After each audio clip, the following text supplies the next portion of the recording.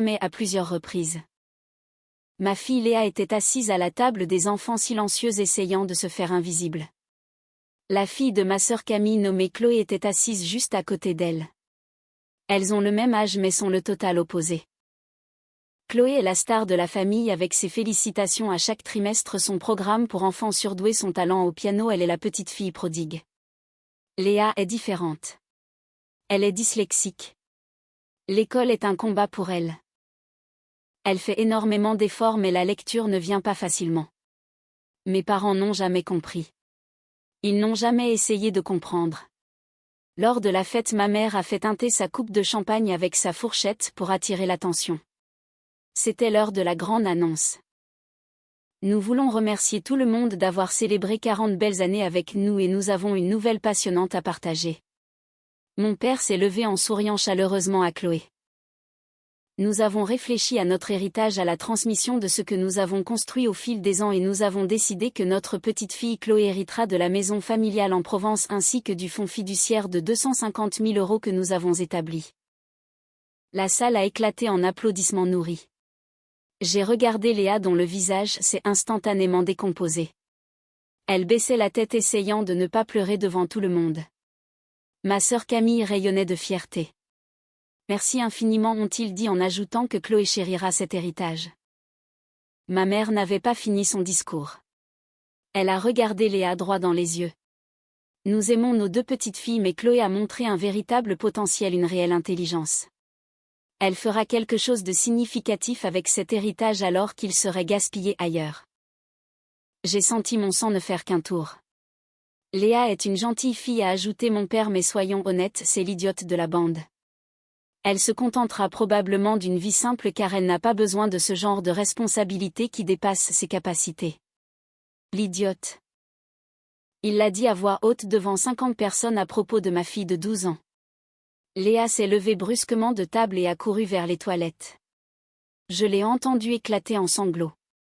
Camille m'a attrapé le bras avec force alors que je commençais à me lever pour la rejoindre. Ne fais pas d'esclandre, Victoire, ils sont juste pragmatiques et réalistes. J'ai dégagé mon bras avec mépris et j'ai marché vers le devant de la salle.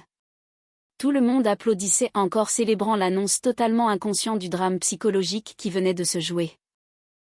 J'ai pris une coupe de champagne et je l'ai frappée avec une fourchette de toutes mes forces pour obtenir le silence. La pièce s'est tue instantanément. J'ai une annonce à faire moi aussi, ai-je dit d'une voix ferme et glaciale. Ma mère avait l'air nerveuse et agacée. Victoire, ce n'est vraiment pas le moment pour tes scènes. Oh, c'est au contraire le moment idéal, ai-je répondu avec un sourire amer. Vous venez d'annoncer publiquement que ma fille Léa est trop bête pour hériter de quoi que ce soit, qu'elle est condamnée à une vie médiocre et qu'elle ne mérite pas votre considération. La salle était plongée dans un silence de mort. Je veux que tout le monde ici sache quelque chose sur Léa, quelque chose que mes parents ignorent manifestement par pur désintérêt. J'ai sorti mon téléphone de ma poche et je leur ai montré l'écran bien en face. Le mois dernier, Léa a participé au concours national de l'innovation pour la jeunesse. Elle a conçu un système de filtration d'eau révolutionnaire qui élimine 98% des contaminants en utilisant uniquement des matériaux recyclés de la vie quotidienne. Sur 5000 inscriptions venues de toute la France, elle a terminé à la 3e place du podium national. Le visage de mes parents a blêmi sous le choc. Elle écrit aussi de la poésie. De la poésie magnifique et profonde. Elle a déjà eu 3 poèmes sélectionnés et publiés dans des revues littéraires nationales à seulement 12 ans. J'ai regardé ma sœur Camille bien en face. Chloé a du talent, c'est certain, mais Léa n'est pas idiote. Elle est dyslexique. Il y a une différence majeure que vous refusez de voir. Ma mère a essayé de balbutier des excuses. Nous ne savions pas tout cela. Vous ne saviez pas parce que vous ne lui avez jamais posé la moindre question sur ses passions. Vous l'avez simplement étiquetée comme étant limitée à l'âge de 7 ans et vous êtes passé à autre chose. Je me suis tournée vers mon père qui ne savait plus où se mettre. Ce fonds de 250 000 €, Léa n'en a absolument pas besoin parce que la semaine dernière j'ai découvert que ma fille avait été acceptée dans un programme d'excellence. Léa a été diagnostiquée dyslexique sévère quand elle était en classe de CE1. L'école m'avait convoquée pour une réunion d'urgence avec son institutrice, le directeur et une orthophoniste. On m'avait dit que Léa était en grand danger car elle avait un retard massif en lecture par rapport aux autres élèves. Mon cœur s'était brisé à l'époque. Elle lisait avec la difficulté d'un enfant de maternelle alors qu'elle grandissait. Les tests ont confirmé que les lettres s'inversaient et que les mots s'embrouillaient dans son esprit. Lire était une véritable torture quotidienne pour elle. J'ai remué ciel et terre pour l'aider. J'ai trouvé les meilleurs spécialistes. Elle est allée chez l'orthophoniste 3 fois par semaine sans jamais se plaindre malgré la fatigue. C'était un investissement financier et personnel énorme, mais Léa travaillait avec une détermination que peu d'adultes possèdent. Mes parents ne voulaient rien entendre. Elle a juste besoin de se concentrer et d'arrêter de rêvasser, disait mon père. Certains enfants sont simplement nés moins doués, ajoutait ma mère avec condescendance. Quand j'essayais de leur expliquer les mécanismes neurologiques de la dyslexie, ils balayaient cela d'un revers de main en disant que c'était juste un mot à la mode pour excuser la paresse ou le manque d'intelligence. J'ai fini par cesser de leur en parler pour protéger ma fille. Pendant ce temps, Chloé, la fille de Camille, s'épanouissait dans un système qui lui convenait parfaitement. Elle collectionnait les prix et les honneurs. Chaque dîner de famille devenait une ode à la gloire de Chloé. On nous rabâchait ses exploits au piano ou ses notes en mathématiques en prédisant qu'elle ferait les plus grandes écoles comme Polytechnique ou Sciences Po. Léa restait la silencieuse à côté d'eux, poussant ses haricots verts dans son assiette en essayant de se faire oublier. Un soir, quand elle avait 9 ans, elle m'a demandé en pleurant si elle était stupide. Grand-mère lui avait dit qu'elle n'arriverait jamais à la cheville de sa cousine.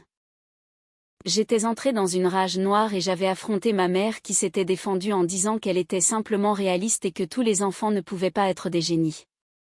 C'est là que j'ai compris que mes parents l'avaient définitivement rayée de leur monde. Mais Léa n'a jamais baissé les bras. Grâce à son travail acharné, elle a fini par rattraper son retard de lecture en CM2. Elle devait travailler 3 fois plus dur que les autres pour obtenir le même résultat, mais elle ne renonçait jamais. Et c'est là qu'elle a découvert sa passion pour les sciences de l'environnement. Elle passait ses nuits à étudier la pollution de l'eau et la conservation de la nature. Un jour, elle m'a dit qu'elle voulait construire un filtre pour aider les populations démunies. Elle s'est inscrite seule à ce concours national de haut niveau alors qu'elle n'avait que 11 ans face à des lycéens bien plus âgés. Nous avons transformé le garage en laboratoire de recherche. Pendant des mois, elle a essuyé des échecs cuisants avant de réussir son prototype. Je n'en ai rien dit à la famille car je savais qu'ils allaient se moquer d'elle ou minimiser son succès. Quand elle a décroché la 3e place nationale, nous avons fêté cela en secret toutes les deux comme une victoire contre le destin.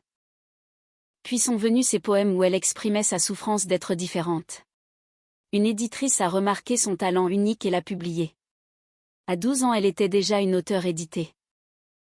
Et le sommet a été atteint la semaine dernière quand une lettre officielle de l'Institut Polytechnique de Paris est arrivée.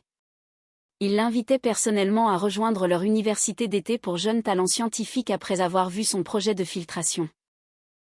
Quand je lui ai expliqué ce que cela représentait, elle a d'abord douté car la voix de son grand-père résonnait encore dans sa tête lui disant qu'elle était l'idiote de la famille. J'ai dû lutter pour lui redonner confiance.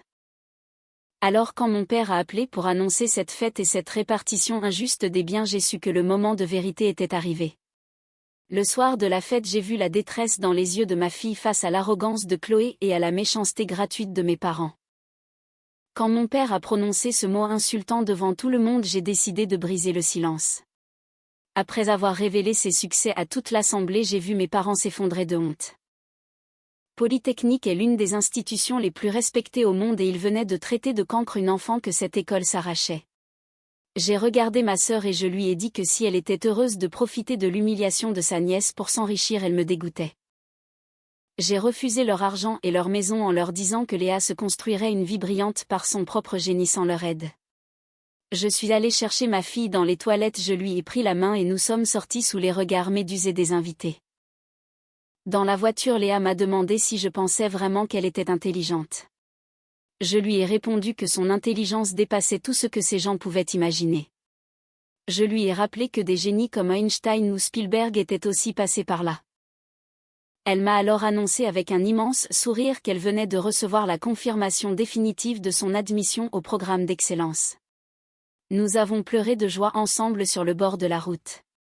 Durant la semaine qui a suivi, mes parents ont tenté de nous joindre par tous les moyens.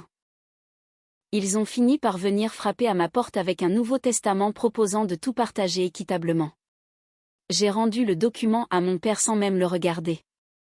Léa n'a que faire de votre argent car elle possède une richesse intérieure que vous ne pourrez jamais acheter. Elle a besoin de votre respect et non de votre charité tardive. Ma mère pleurait en demandant comment réparer leurs erreurs. Je leur ai dit de commencer par s'éduquer sur la réalité des troubles de l'apprentissage et de présenter de vraies excuses à Léa sans rien attendre en retour. Ils ont promis de changer et de faire des efforts. Aujourd'hui Léa s'épanouit dans son programme scientifique parmi les esprits les plus brillants de sa génération.